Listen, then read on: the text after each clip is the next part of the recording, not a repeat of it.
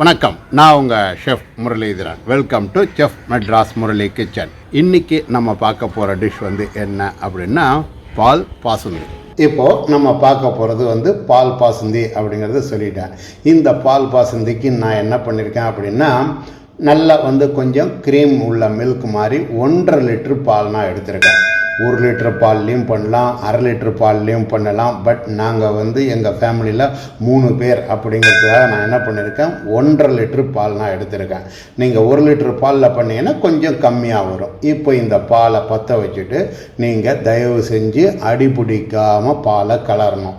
Main பால் கொதிக்கிற வரைக்கும் அடி பிடிக்காமல் கிளறிட்டு இருந்து அதன் பிறகு எப்படி பண்ணணும் அப்படிங்கிறத நான் சொல்கிறேன். ஏற்கனவே நம்ம சேனலில் பால் பாசுந்தி அப்படிங்கிறது பல்க் குக்கிங்கில் 35 லிட்டர் பாலுக்கு உண்டானதையும் நான் போட்டிருக்கேன். இப்போ இது எதுக்கு போடுறேன் அப்படின்னா, நியூ இயர் பர்பஸ்க்காக தான் நான் போடுறேன். ஸோ நியூ இயரில் நல்லா தித்திப்பாக இருக்கணும் அப்படிங்கிறதுக்காக தான் போடுறேன். இப்போ இந்த பால் நல்லா காய்ச்ச ஆரம்பிக்கணும். இப்போ காய்ச்சறது அப்படின்னா, பால் கொதித்த பிறகு வரக்கூடிய ஆடைகளை நீங்கள் என்ன பண்ணணும், இந்த மாதிரி தனி பாத்திரத்தில் எடுத்து வைக்கணும். ஆடை எப்படி எடுக்கிறது அப்படின்னா, ஒரு சில பேர் ஆடைன்னு சொல்லுவாங்க, ஒரு சில பேர் ஏடு அப்படிம்பாங்க. பட் அது அவங்களுடைய யூஸ் பண்ணுற விதம் பொறுத்த வரைக்கும் இருக்கு. இப்போது பால் என்ன பண்ணணும் அப்படின்னா, எடுக்க இந்த மாதிரி கொதிச்சுக்கிட்டே இருக்கணும். அதே சமயம் அடுப்பை ரொம்ப ஸ்லோவாக வைக்காதீங்க. நான் உங்களுக்கு இப்போ காட்டுறதுக்காக தான் நான் இப்படி ஸ்லோ பண்ணியிருக்கேன். இல்லை அப்படின்னா பால் நல்லா கொதிச்சுக்கிட்டே இருக்கணும். கொதிச்சுக்கிட்டே இருக்கும்போது ஒரு 2 செகண்டுக்கு விட்டு தான் நீங்கள் எடுக்கணும். இப்போ பாருங்கள், நான் 2 செகண்ட் விட்டுருக்கேன். மேலே ஆடை படியுது பார்த்தீங்களா? இந்த ஆடையை என்ன பண்ணணும் அப்படின்னா, இப்படி ஓரம் ஒதுக்கி நீங்கள் எடுத்துக்கிட்டே இருக்கணும். இது பால் பாசுந்தி அப்படிங்கிறது மெயின் ஸ்வீட் அப்படிங்கிறது இந்த ஆடைகளில் இருக்கக்கூடிய டேஸ்ட்டு தான் நிறையா இருக்கணும். இதில் இப்போ பாதி பேர் பார்த்தீங்கன்னா, நம்ம யூடியூப் சேனலில் நிறைய பேர் முந்திரி பருப்பு போடுறாங்க, பாதாம் போடுறாங்க, பிஸ்தா பருப்பு போடுறாங்க. பட் அதெல்லாம் என்ன பர்பஸ் அப்படிங்கிறது எனக்கு தெரியல. அதே மாதிரி பால் பாசுந்தி அப்படின்னா, பழங்காலத்துலலாம் பார்த்தீங்க அப்படின்னா, நம்ம இதுக்கு பால் கொழுக்கட்டைக்கு கொடுக்கக்கூடிய சின்ன அரிசி மாவு உருண்டைகளை போடுவாங்க. இப்போ அதெல்லாம் போடுறதும் கிடையாது. எங்கேயுமே பால் பாசுந்திங்கிறதும் நிறைய இடத்துல கிடைக்கிறதும் கிடையாது. அதே மாதிரி பாசுந்தி பண்ணும்போது இந்த சைடில் நீங்கள் என்ன பண்ணணும் அப்படின்னா, சுரண்டி விட்டுக்கிட்டே இருக்கணும். எதுக்காக அப்படின்னா, இந்த சுரண்டி விழும்போது அதில் விழக்கூடிய சின்ன திப்பி அந்த பால் ஆடை இருக்க பார்த்தீங்களா, அது உங்களுக்கு சாப்பிடும்போது பார்த்தீங்கன்னா அது ஒரு டேஸ்ட்டாக இருக்கும். அதாவது பன்னீர் எப்படி சாப்பிட்றோம் அந்த மாதிரி இது ஒரு டேஸ்ட். அது ஒரு மாதிரி கருக்கருன்னு இருக்க மாதிரி இருக்கும். அதே மாதிரி இந்த அரிசி மாவு உருண்டையும் உங்களுக்கு நல்லா டேஸ்ட்டாக இருக்கும். இப்போ நான் என்ன பண்ணுறேன், நல்லா கொதிக்கும் போது உங்களுக்கு கிட்டக்க காட்டுறேன். இப்போ பாருங்கள், 2 நிமிஷம் விட்டேன் அப்படின்னா இந்த மாதிரி லைட்டாக பொங்கும். அப்புறம் நீங்கள் என்ன பண்ணணும், இந்த ஆடைகளை எடுத்து நீங்கள் 1.5 லிட்டர் பாலை 3/4 லிட்டர் பால் இல்லை 1/2 லிட்டர் பாலாக வர்ற வரைக்கும் நீங்கள் ஆடைகளை எடுக்கணும். குறிப்பாக இந்த பாசுந்தி அப்படிங்கிறது ஒரு தரம் தான் நீங்கள் சாப்பிட்றது ரொம்ப நல்லது. காரணம் என்ன அப்படின்னா, பாசுந்தி ரொம்ப ஸ்வீட் இருக்கும். அதே சமயம் ஃபேட் தன்மை அதிகம் உள்ளது. காரணம் என்னென்னா, நாம் போட்டிருக்கிறது க்ரீம் மில்க்கு. அதில் வரக்கூடிய ஆடைகளாக சாப்பிடும்போது ரொம்ப ஃபேட் ஜாஸ்தியாக இருக்கும். அதனால் பாசுந்தி அப்படிங்கிறது ரொம்ப ஃபேட் உள்ளது. பார்த்து கவனமாக சாப்பிடுங்க. எப்பயோ ஒரு டைம் சாப்பிடுங்க. இப்போது இதை நல்லா நீங்கள் ஆடைகளை எடுத்து தனித்தனியாக வச்சுக்கணும். இப்போ பார்த்தீங்களா, 3/4 லிட்டர் பாலாக அளவுக்கு மாறிக்கிட்டு தான் இருக்குது. இன்னமும் கொஞ்சம் குறைஞ்சிக்கிட்டு தான் இருக்குது. நான் இந்த மாதிரி நேரங்களில் தான் நீங்கள் என்ன பண்ணணும், நான் அரிசி மாவு உருண்டை ஆல்ரெடி நம்ம இதில் பால் கொழுக்கட்டை எப்படி செய்யறது அப்படின்னு போட்டிருக்கேன். அதில் அந்த உருண்டைகள் செய்யறது எப்படின்னு போட்டிருக்கேன். அதை நீங்கள் பார்த்து பண்ணிக்கோங்க. இப்போ இதில் நான் என்ன பண்ணியிருக்கேன்னா, சின்ன உருண்டையாக ஒரு 10-15 உருண்டை இருந்தால் போதும். நீங்கள் 1.5 லிட்டர் பாலுக்கு ஒரு 10-15 உருண்டை ஒருத்தர் சாப்பிட்றீங்க அப்படின்னா ஒரு 2 உருண்டை அளவுக்கு இருந்தால் போதுமானது. இப்போ இதெல்லாம் நல்லா கொதிச்சு எவ்வளோ ஆடைகளை எடுக்க முடியுமோ நீங்கள் எடுத்துடணும். சர்க்கரை போட்டாச்சு அப்படின்னா ஆடைகளை எடுக்கவும் முடியாது. ஏன்னா சர்க்கரை போட்டதும் தண்ணி விட்டுரும். இப்போ பார்த்தீங்களா, நான் இந்த டைமில் தான் நான் இந்த உருண்டைகளை சேர்க்குறேன். உருண்டைகளை சேர்த்துட்டு இதில் வரக்கூடிய ஆடைகளையும் நான் எடுத்துடுவேன். குறிப்பாக மறுபடியும் சொல்கிறேன், சர்க்கரை போட்டாச்சு அப்படின்னா நீங்கள் இதில் ஆடைகளை எடுக்க முடியாது. அதனால் எவ்வளோக்கு எவ்வளோ சுண்டணுமோ சுண்ட வச்சுருங்க.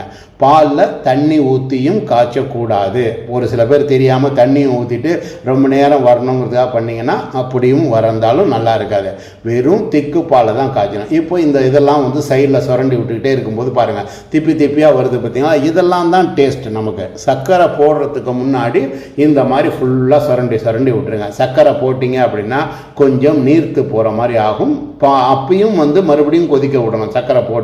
சர்க்கரை போட்ட பிறகு தான் உங்களுக்கு அந்த கலரும் மாற ஆரம்பிக்கும், கரெக்டாக இருக்கும். இப்போ நல்லா வந்து கொதிக்க ஆரம்பிக்குது. இந்த பால் நல்லா கொதிச்சு மறுபடியும் கொஞ்சம் இந்த உருண்டைகள் வெந்தால் போதுமானது. ஒரு சில நேரத்தில் இந்த உருண்டைகள் வந்து பார்த்தீங்க அப்படின்னா ரொம்ப நேரம் வெந்தது அப்படின்னா கொஞ்சம் ஹார்டாக இருக்கும். அதனால ஒன்றும் தப்பு கிடையாது. பட் ஸ்வீட்டோட சாப்பிடும்போது உங்களுக்கு நல்லா இருக்கும். இப்போ இந்த ஆடைகளை மறுபடியும் இந்த உருண்டையை போட்ட பிறகும் நான் எடுக்கிறேன் பாருங்கள். எவ்வளோக்கு எவ்வளோ ஆடைகளை நாம் எடுக்கிறோமோ அந்த அளவுக்கு பால் பாசுந்தி அப்படிங்கிறது ரொம்ப டேஸ்ட் சூப்பராக இருக்கும். நான் அதுக்காக தான் சொன்னேன், மறுபடியும் சொல்கிறேன், இதில் ஃபேட் தன்மை ரொம்ப ஜாஸ்தியாக உள்ளது. இது வந்து இப்போது நிறைய இடங்களில் கிடைக்கிறது வந்து பார்த்திங்க அப்படின்னா மேலே முந்திரி பருப்பு பாதாம்லாம் போட்டு கொடுக்குறாங்க. பட் அது அவங்கவுங்க விருப்பத்தை சேர்ந்தது. நாங்கள்லாம் சாப்பிடும்போது பண்ணும்போதெல்லாம் இது மாதிரிலாம் போட்டது கிடையாது. இப்போ நான் 1.5 லிட்டர் பாலுக்கு 4 ஸ்பூன் பெரிய ஸ்பூனால், அதாவது டீஸ்பூன் கிடையாது, 4 ஸ்பூன் பெரிய ஸ்பூனால் சர்க்கரை போடுறேன். இந்த சர்க்கரை போட்ட பிறகு அந்த நேரத்தில் மேலே இருக்க ஆடைகளை நீங்கள் எடுத்துக்கிங்கன்னா அதை பார்த்தீங்களா சைட்லலாம் ஒட்டி இருக்க பாருங்கள். இதெல்லாம் சுரண்டி விட்டீங்க அப்படின்னா உங்களுக்கு அது வந்து ஒரு டேஸ்ட் ரொம்ப சூப்பராக இருக்கும். அந்த பால் ஆடை தான் நமக்கு இந்த பாசுந்திக்கே மெயினாக. நான் மறுபடியும் சொல்கிறத தான், ஆடை தான் இதுக்கு டேஸ்ட்டு. பால் வந்து நல்லா கொதித்து காஞ்ச பிறகு சர்க்கரை போட்டால் பால் அப்படிங்கிறது ரொம்ப கம்மியாகும், ஆடைங்கிறது ரொம்ப ஜாஸ்தியாக இருக்கணும். இதுதான் டேஸ்ட்டு. அதை தான் நம்ம சாப்பிடணுமே தவிர முந்திரி பருப்பு பாதாம் பிஸ்தாவை சாப்பிட்றது இல்லை. இப்போ இதை மாதிரி வந்த பிறகு நீங்கள் என்ன பண்ணுங்கள், உங்கள்கிட்ட கிடைச்சா குங்குமப்பூ போடுங்க. குங்குமப்பூ போடலை அப்படின்னா தப்பு கிடையாது. என்கிட்ட குங்குமப்பூ இருக்குது, நான் போட்டிருக்கேன். போட்டால் அந்த லைட் எல்லோயிஷ் கலர் வரும். அதுதான், வேறு ஒன்றும் கிடையாது. இருந்து போட்டோம்னா ரொம்ப நல்லாயிருக்கும், இல்லைனாலும் தப்பு கிடையாது. அது இருந்ததுன்னா கொஞ்சம் நீங்கள் ஏலக்காய் பொடி போடுங்க. நான் ஏலக்காய் பொடி போடலை. இப்போ இதெல்லாம் போட்டுட்டு நல்லா கொதிக்குது பார்த்தீங்களா. கொதித்த பிறகு நான் வந்து உங்களுக்கு சொல்லியிருக்கேன், சர்க்கரை போட்ட பிறகு நான் எடுக்க மாட்டேன் அப்படின்னு சொல்லியிருக்கேன். சர்க்கரை போட்ட பிறகு நீங்கள் இந்த ஆடையெல்லாம் இதிலேயே நீங்கள் சுரண்டி விடுங்க. ஸோ விட்டீங்க அப்படின்னா பால் கொஞ்சம் நேரத்தில் கொதித்து லைட்டாக பால் கோவா மாதிரி கொஞ்சம் திக்னஸ் வரும். அந்த சர்க்கரை போட்டதும் அந்த பால் வந்து பார்த்தீங்கன்னா அது பாருங்கள் உருண்டைகளும் கலர் மாறி இருக்குது. சர்க்கரையும் நல்லா கொஞ்சம் சேர்ந்த பிறகு நல்லா இருக்கும். இந்த சர்க்கரை வந்து இந்த பாலுக்கு ஸ்வீட்டு ஜாஸ்தியாக இருக்கணும். அப்போ தான் ஆடைகளை போட்டால் கரெக்டாக இருக்கும். ஆடைகளை போட்டுட்டு கலரவும் கூடாது. அதையும் நான் உங்களுக்கு சொல்கிறேன் பாருங்கள். இப்போ இதை மாதிரி வந்த பிறகு வருதா பார்த்தீங்களா, ஆடைங்கிறது வரவே வராது. ஸோ இது நல்லா போட்டாச்சு. இப்போது நான் என்ன பண்ணுறேன், திக்காக மாறுது பார்த்தீங்களா. இந்த மாதிரி வந்தது அப்படின்னா நீங்கள் அடுப்பை ஆஃப் பண்ணிவிடுங்க.